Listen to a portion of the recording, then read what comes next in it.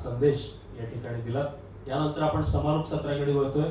मी आदरणीय खराडे सरांना आणि आदरणीय देवानंद चिगवान सरांना अशी विनंती करतो की त्यांनी मंचावरती स्थानापन्न व्हावं. भाषा आणि वाङ्मय संकुलाच्या आदरणीय संचालिका डॉक्टर लावण मॅडमना अशी विनंती करतो. पुजारी सरांना मी अशी विनंती करतो की त्यांनी मंचावरती यावं. पुण्यश्लोक अहिल्यादेवी होळकर सोलापूर विद्यापीठ सोलापूर भाषा व वाङ्मय संकुल कन्नड विभाग त्याचबरोबर महात्मा बसवेश्वर अध्यासन यांच्या संयुक्त विद्यमाने आयोजित महात्मा बसवेश्वरांच्या वचन साहित्यातील कायम दासोह या विषयावरील 1 दिवसीय कार्यशाळेच्या समारोपाकडे आपण वळतो आहोत.